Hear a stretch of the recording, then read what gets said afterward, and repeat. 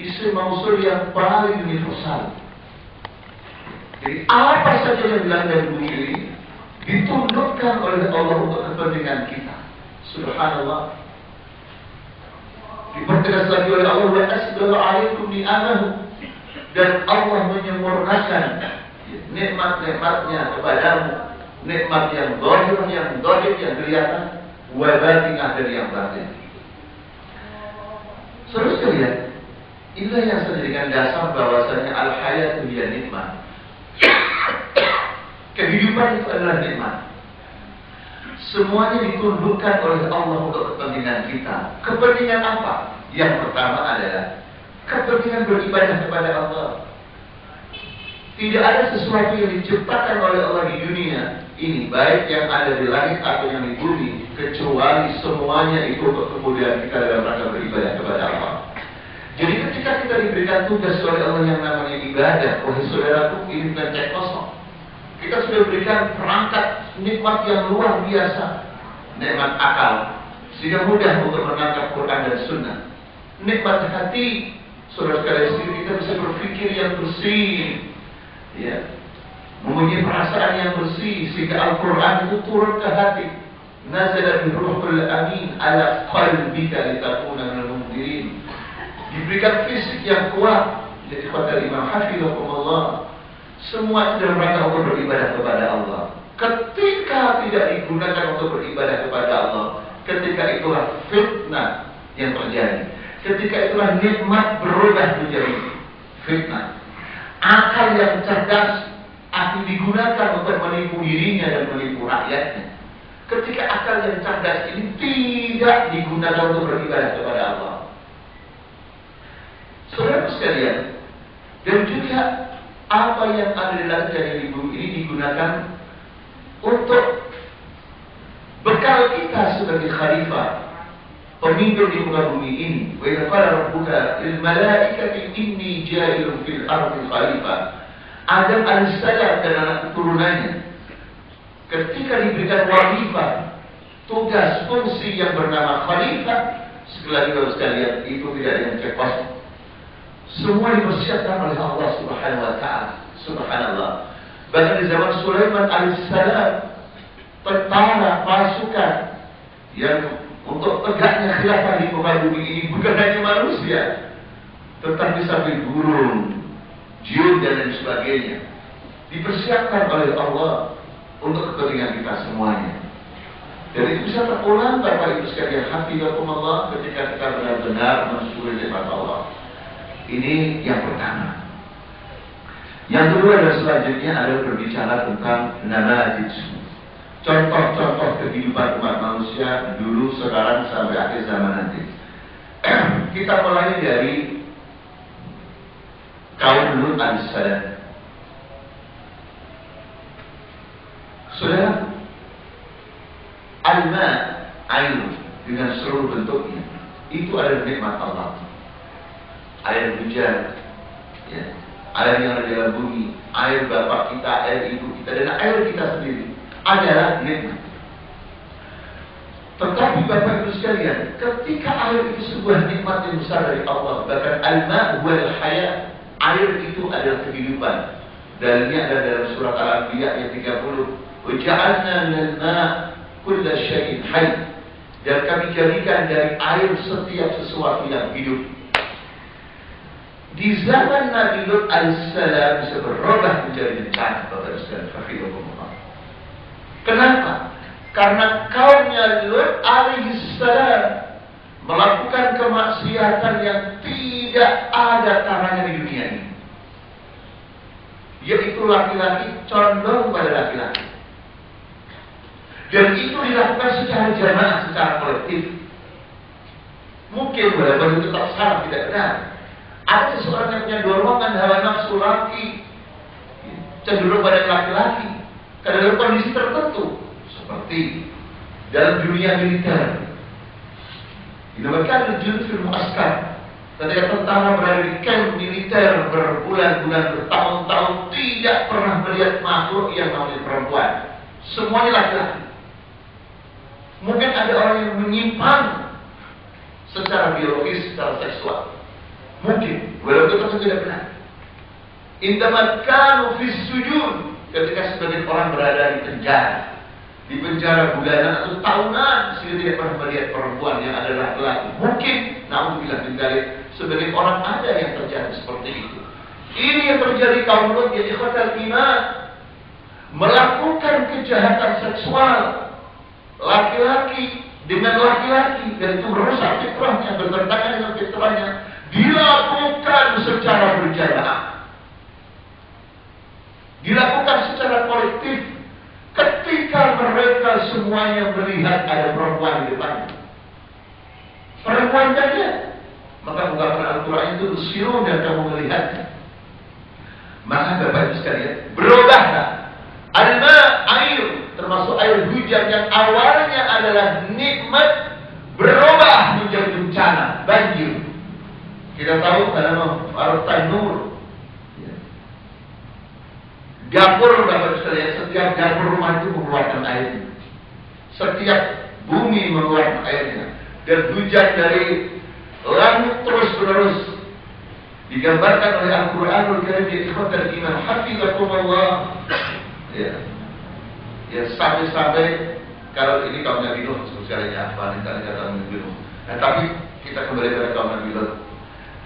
Sehingga ketika terjadi penyimpangan seksual secara kolektif, Bapak Ibu sekalian, yang terjadi adalah air mator, air hujan itu bisa berubah menjadi bencana.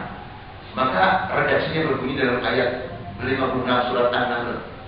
Wa amtarna 'alaihim matara fasa'a matarul munzirin. Dan kami hujani mereka dengan hujan. Hujan yang membinasakan. Maka seburuk-buruknya hujan yang menimpa orang-orang yang diberikan peringatan, disapu bersih. Asal pertanyaannya, kenapa azab yang diberikan oleh Allah kepada kaum Lut kok matar hujan? Sudah bertahun-tahun ya Allah sekalian. Ya. Tapi sekali lagi kita belajar tafsir. Kalau ujian tafsir jawabnya wallahu a'lam. Walaupun benar, saya khawatir nggak lulus. Maka harus kita tadabburi, karena aturan diturunkan oleh Allah untuk ditadabburi, yatadabbaru ayati, apalagi yatadabbarul Quran. Kenapa matos? Apa korelasinya dengan kejahatan mereka? Kejahatan mereka adalah menyalahgunakan air yang merupakan sebuah kehidupan.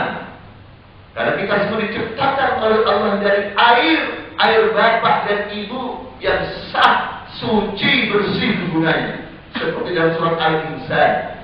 Inna khalaqnal insana min nutfatin amsyaj nabtalihi faja'alnahu sami'an basira. Sesungguhnya kami menciptakan manusia dari air mani yang bercampur itu air bapak dan air ibu. Subhanallah. Nah, kaum Nabi Lut, airnya bukan ditaruh di tempat yang bersih, yaitu istri yang sah, tapi ditaruh sesama laki-laki, na'udzubillah min dzalik. Maka berubah menjadi banjir. Banjir dari langit, walaupun ulama ada yang menerjemahkan hujan batu. Yang jelas kata mator yaitu hujan. Nah, kita yang khawatirkan adalah negara kita yang alhamdulillah Allah memberikan air hujan, Bapak sekalian hafizun, yang di mana air hujan itu rahmat. Yang tidak boleh menyifatkan iman, Allah sudah menurunkan hujan rahmat, tapi kita yang mengundang air hujan itu berubah menjadi bencana, fitnah, karena kita berbuat maksiat. Sesuai dengan firman Allah, sesuai dengan qaidatul hayat, kaidah kehidupan dalam ayat 7 surat Ibrahim. Wa in ta'azzara rabbukum la in syakartum la azidannakum wa la in kafartum inna 'adzabi lasyadid. Ini contoh ya yang terjadi di zaman Nabi Lut alaihissalam yang bernama nikmat air. Kemudian yang kedua, nikmat orang yang saleh, nikmat seorang dai, nikmat mujahid, nikmat seorang rasul, nikmat kepada seorang nabi. Ketika beliau dimusuhi, ketika benar beliau diusir, di mana terjadi rekayasa, konspirasi, persekongkolan musuh-musuh Islam untuk memusuhi aktivis dakwah. Dalam hal ini adalah guru besar dakwah kita semuanya, Rasulullah Sallallahu Alaihi Wasallam. Dan terjadi memang Nabi diusir oleh mereka. Dan itu pengakuan, ya, mereka sendiri yang diabadikan dalam Al-Quran, atau itu adalah petunjuk Allah Subhanahu wa Ta'ala yang ada dalam Al-Quran, dalam surat Al-Anfal ayat 30, bahwa orang-orang kafir tidak hanya kafir Mekah saja, kafir sepanjang masa termasuk sekarang, dengan seluruh potensinya berbuat untuk menangkap kaum muslimin, memenjarakan kaum muslimin atau mengusirnya. Dan itu sudah pernah terjadi dilakukan kepada Rasulullah SAW. Mari kita baca ayatnya. Wa idh yamkuru bika alladziina kafaru liyuthbituka aw yaqtuluka aw yukhrijuka wa yamkuruna wa yamkuru Allah wallahu khairul makirin. Ingatlah wahai Muhammad ketika orang-orang kafir berbuat makar kepadamu. Semua mengadakan rekayasa persekongkolan untuk apa? Liyuthbituka, untuk menangkap kamu, memenjarakan kamu. Aw yukhrijuka, aw yaqtuluka, atau membunuh kamu. Aw yukhrijuka, atau mengusir kamu. Wa yamkuruna wa yamkurullah. Mereka berbuat makar, Allah balas makar mereka.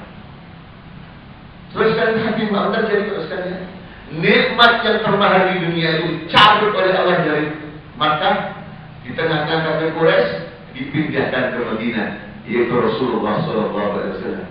Pada surat Al-Anfal juga Allah mengabadikan kisah itu dengan ungkapan dzalika bi anna Allah lam yakun mughayyiran ni'matan an'amaha 'ala qaumin hatta yughayyiru ma bi anfusihim.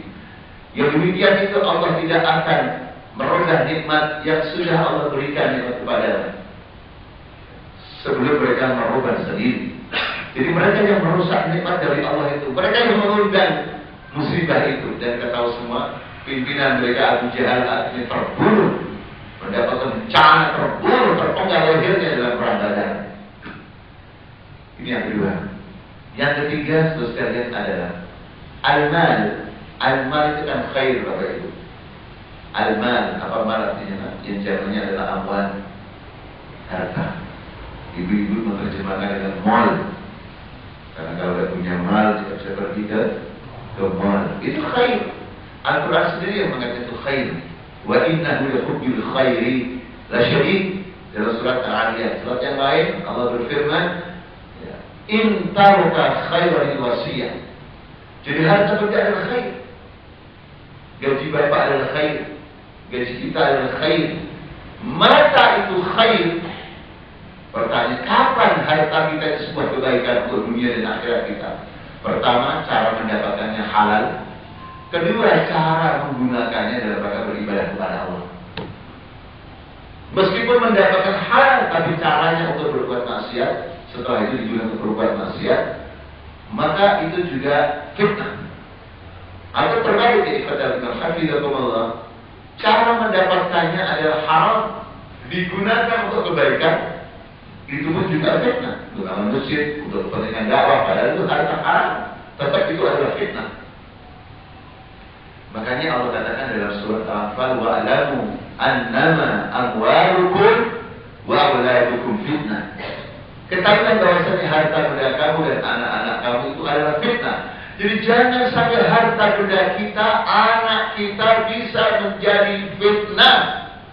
Saya bertanya Bapak Ibu, ada nggak di antara kita pernah menyintai fitnah? Pernah nggak Pak? Bapak Ibu, pernah nggak kita menyintai fitnah? Tadi aku berfirman, wa'lamu annama amwalukum wa auladukum fitnah.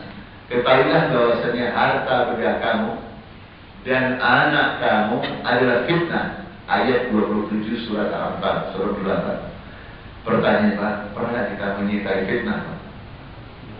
Hah? Pernah. Bagaimana agar kita tidak menyintai fitnah? Naam, anak fitnah, harta itu fitnah. Tapi jangan sampai anak dan harta menjadi fitnah. Kita mau tetap menjadi khair tadi. Kita tetap ingin menjadi anak kita zina, hiasan kehidupan yang membahagiakan kita.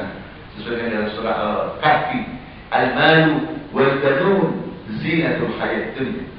Al-mal, harta dan anak adalah hiasan kehidupan kita. Kita menginginkan anak istri kita menjadi ketenangan hati kita.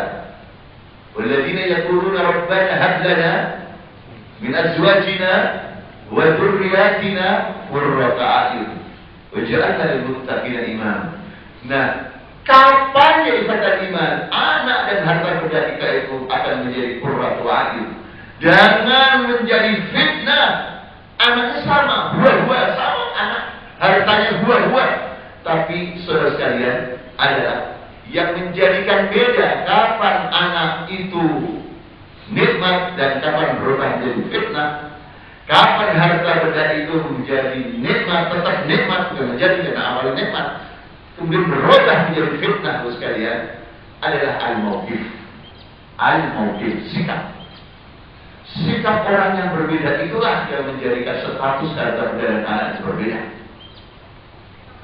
Ketika orang tua mendidik anaknya dengan pendidikan Islami, kurikulumnya Islami, lingkungannya Islami, gurunya Islami, maka yang berterima, anak itu menjadi aset yang sangat mahal yang tidak pernah berhenti, aset berkembang terus dinamik.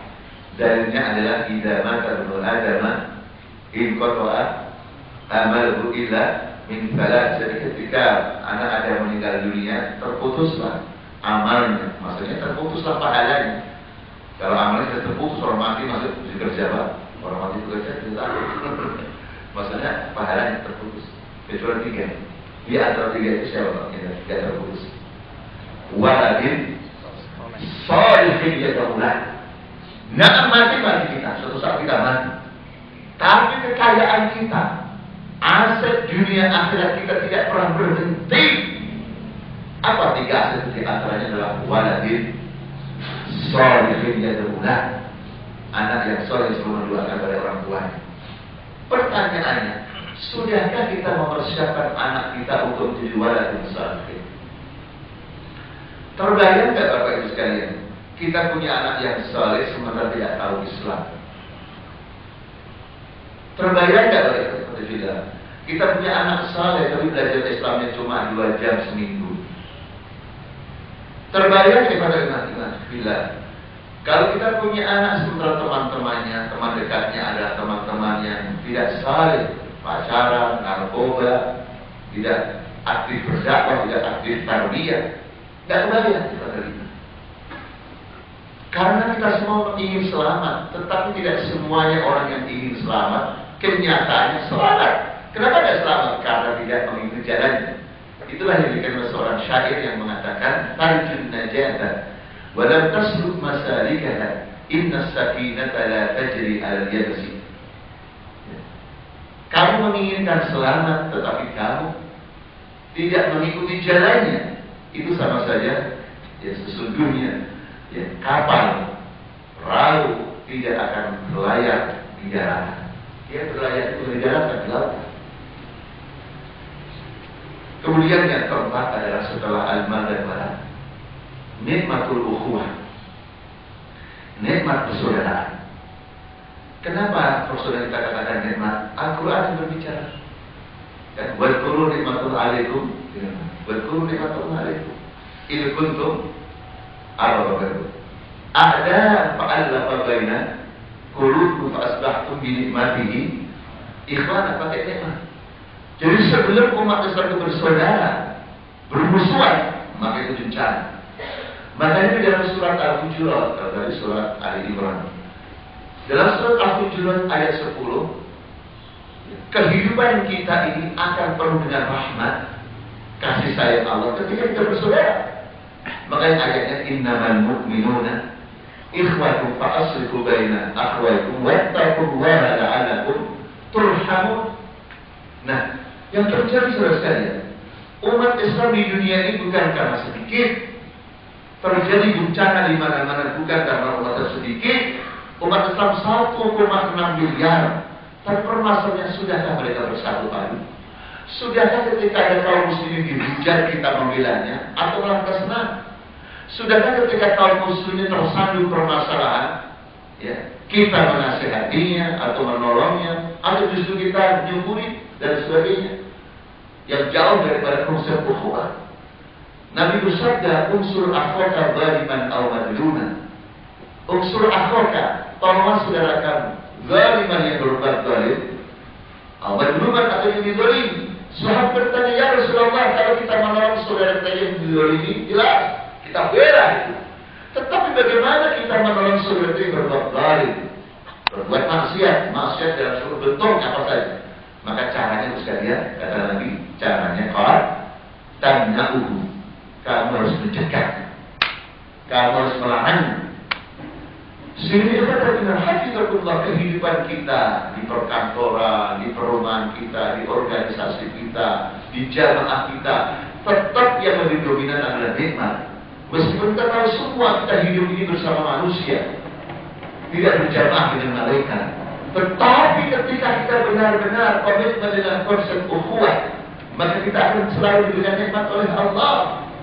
Dan persaudaraan itu jangan ikatannya kepentingan duniawi atau pragmatis. Ukhuwah itu yang ikhwatal iman, ikatannya adalah iman dan takwa. Karena kekasih, sahabat dekat, persahabatan kita, kasih sayang kita yang tidak diikat dengan takwa, Bapak Ibu sekalian, itu bisa berubah bencana, berubah menjadi saling memusuhi. Ayat dari mana dalilnya? Dalilnya sudah dalam surat Az-Zukhruf. Allah berfirman, Al-akhillau yawmaidin ba'duhum li ba'din aduwwun illa al-muttaqin. Al-akhillau, para kekasih, para teman-teman dekat itu. Di hari itu nanti dari kiamat maksudnya, sebagian mereka menjadi musuh sebagian yang lain. Kecuali sahabat Bapak Ibu, illal muttaqin, kecuali orang bertakwa. Ini satu kaidah. Jadi kalau ada orang akrab bersahabat karena kekuasaan, karena harta, karena bisnis, dan karena yang lainnya yang bukan karena Allah, bukan karena bertakwa, itu akan berubah menjadi musuhnya. Walaupun dulu teman dekat, duduknya dekat, selalu bersamaan, itu akan menjadi musuh kalau ikatannya bukan takwa. Bahkan mungkin sebelum di pengadilan Allah, sebelum di akhirat, di dunianya saja sudah menjadi musuh. Pak, itu sudah terjadi itu belum Pak di dunia ini? Teman dekat bisa permusuhan Pak. Bapak Ibu, bisa terjadi Pak? Hah? Pak, bisa terjadi kan Pak? Itu satu halaman, itu banyak halaman. Ini penting sekali untuk menceramai diri saya, diri kita semuanya. Karena kita tidak mungkin sendirian, kita pasti harus berjamaah. Karena tidak mungkin orang Islam sendirian. Orang yang sendirian itu diterkam oleh syaitan. Man arada hubbuha al-jannah falyalzam al-jamaah. Karena inna syaitan ma'al wahid. Kemudian ini adalah barang siapa yang ingin masuk surga atau amal surga, maka dia harus berjamaah. Karena syaitan bersama orang yang sendirian. Dan dengan dua orang setan semakin jauh. Oleh karena itu dalam berjamaah, dalam berteman, jadi ikhwatan iman, ikatannya harus takwa, sehingga persaudaraan kita tidak berubah menjadi permusuhan. Banyak saya katakan bisa jadi permusuhan di dunia sebelum nanti di akhirat, na'udzubillah min dzalik, di pengadilan Allah Subhanahu wa taala. Di pengadilan manusia saja sudah bermusuhan, apalagi di pengadilan Allah. Maka sudah seolah-olah ketika kita berjamaah, kita berkomunikasi, jangan selalu yang jadi ukuran adalah kepentingan duniawi. Saya dapat apa? Karena berjamaah seperti itu, berorganisasi seperti itu, tidak akan panjang. Dulu yang sering kita sindir, teman-teman di dunia ini yang berjuang dalam dunia politik, dunia berbangsa dan bernegara, kalau tidak hati-hati, bisa tidak panjang persaudaraannya. Seperti pada waktu berupa candaan, Ustaz, gimana nih? Kita bekerja sama-sama, berjuang sama-sama. Yang dia sudah jadi wali kota, setiap tahun gajinya naik, saya tetap jadi wali murid saja. Yang naik apanya Pak? Wali murid itu Pak? SPP. Berjamaah seperti ini tidak akan abadi. Kalau abadi pun yang banyak adalah musibah, fitnah, bukan nikmat. Tetapi ketika kita melihat jamaahnya salafun saleh, Masya Allah, kita tahu Bapak sekalian, di saat pemerintah Umar bin Khattab radhiyallahu anhu,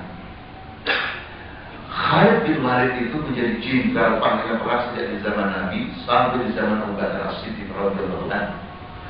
Begitu Umar berkuasa, Bapak Ibu sekalian, Khalid dinaikkan pangkatnya atau jabatan Pak? Hah? Bapak Ibu, dicopot karena gagal atau karena berhasil?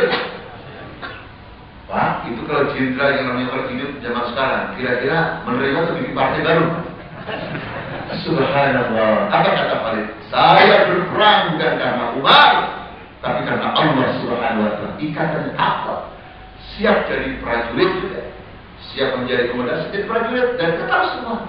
Ketika suatu perang di awal-awal di Batu Mina, Abu Ubaidah bicara radhiyallahu anhu, dan Abu Ubaidah juga termasuk 10 orang yang masuk surga tanpa hisab. Mungkin karena baru pengalaman berperang, butuh bantuan Khalid. Khalid sang jenderal ini dibutuhkan bantuannya karena pengalamannya. Itu jenderal sekarang mau tuh atau rasain aja utamanya.